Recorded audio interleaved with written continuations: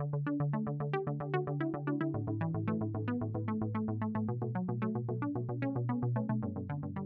we can do to build your site's digital footprint, what that really means in sort of tactical terms. How do you go about creating brand advocates, and why? why is this becoming more important? Why is it moving out of the social media domain and coming into sort of more of your online marketing strategies? Google Panda. So lots and lots of changes. We're seeing hundreds of changes to the algorithm every year, and these are what are confirmed. There's obviously lots going on under the bonnet and beneath the surface.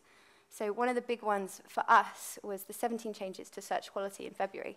So this is really where Google said, these are the things which are no longer grey hat and we're not quite sure whether they're right or wrong. Actually saying this is spam, this is something which should not happen. This is when you start to see sites getting de-indexed.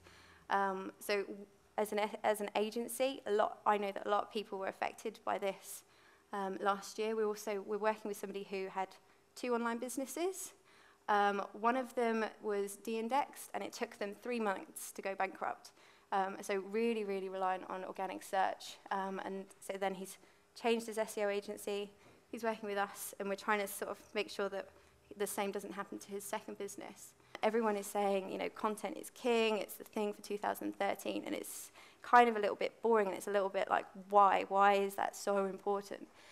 Basically, it's so important because your content, if it's amazing, your social following will enjoy it, your community will engage with it.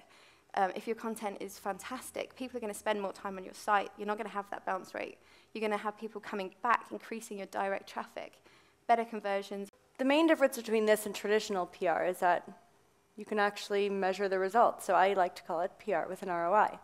So depending on your objectives, of course, there's a lot of different ways you can measure it, but you might want to look at rankings compared to conversions, brand versus non-brand traffic, brand versus non-brand revenue. So if there were any assisted conversions, meaning, you know, you might want to create a multi-channel funnel on Google Analytics and see, you know, where in the funnel people actually went to blogger outreach, clicked on the blog, and then eventually made a purchase. So you can see assisted conversions through that. You might want to measure the number of partnerships, the reach of the post, so you can put a tracking device on the post to see actually how much traffic it got. So there's many different ways you can measure it, but the point is that, you know, it's a bit more, it's more black and white. You can actually see the result of sort of what you've done. It's about relationships. I don't just mean building relationships, I mean holding those close to you and maintaining them. Because bloggers will be your greatest asset. Without them, you're not going to have the links. And without the links, you won't get the conversions. Once we started targeting the ones that, you know, had a smaller reach, but were still powerful sites, and, you know, they were sort of just starting out, not nearly as established as those ones. They weren't asking for money. They wanted the association with Selfridges. And there's other ways to give them that exposure. So when I talk about the blogger program, it's about exposure. It's about networking. So you get access to events. You get to meet the people behind the brand. When we do posts together, Selfridges tweets them. So that goes out to over 100,000 people, which is worth far more than a bottle of nail polish.